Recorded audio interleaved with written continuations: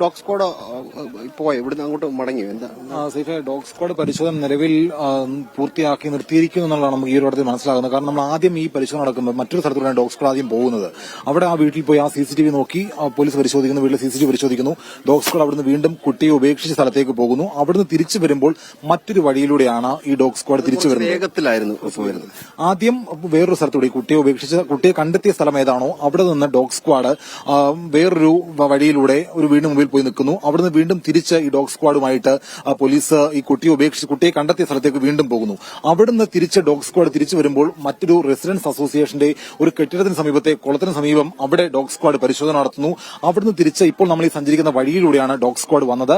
ഇപ്പോൾ ഈ കുറേയധികം വീടുകളുള്ള സ്ഥലത്ത് വന്ന് ഡോഗ് സ്ക്വാഡ് പരിശോധന നിന്നു. അതിനുശേഷം ഇപ്പോൾ ഡോഗ് സ്ക്വാഡ് മടങ്ങിയിട്ടുണ്ട്. പോലീസ് ഡോഗുമായിട്ട് മടങ്ങിയിട്ടുണ്ട്. കാരണം ഇപ്പോഴും ചിത്രം അവ്യക്തമാണ് എന്നുള്ളതാണ് നമുക്ക് ഈ ഒരു പരിശോധനയോട് മനസ്സിലാകുന്നത്. കാരണം പോലീസിനും കൃത്യമായിട്ടുള്ള ഒരു വിവരം ഇതെങ്ങനെ കുട്ടിയെ എവിടെ കൊണ്ട് വെച്ചു എന്നുള്ളത്.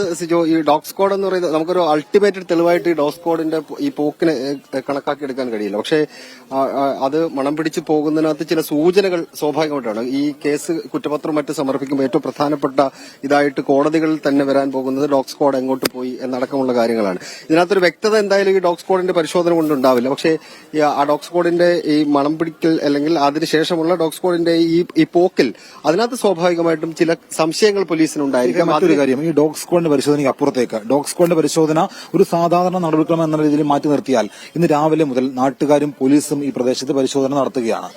അതിനുശേഷവും നാട്ടുകാർ മടങ്ങിയതിനു ശേഷവും പോലീസിന്റെ പരിശോധന ഈ പ്രദേശത്ത് തുടരുന്നു.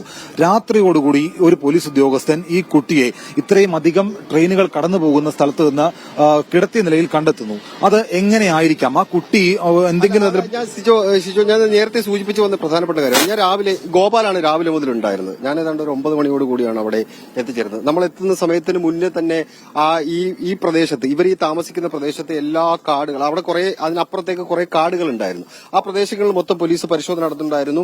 ഏതാണ്ട് 1 കിലോമീറ്ററോളം ദൂരം പോലീസ് ഈ കാടുകളിലൂടെ പരിശോധന നടത്തി. അങ്ങോട്ടും ഇങ്ങോട്ടും ഓൾ സയൻസ് കോളേജിന്റെ അപ്പുറത്തോട്ടും ഇപ്പുറത്തോട്ടും എല്ലാം പരിശോധന നടത്തിയിരുന്നു. ഒന്നും കണ്ടെത്താൻ കഴിഞ്ഞിട്ടില്ല.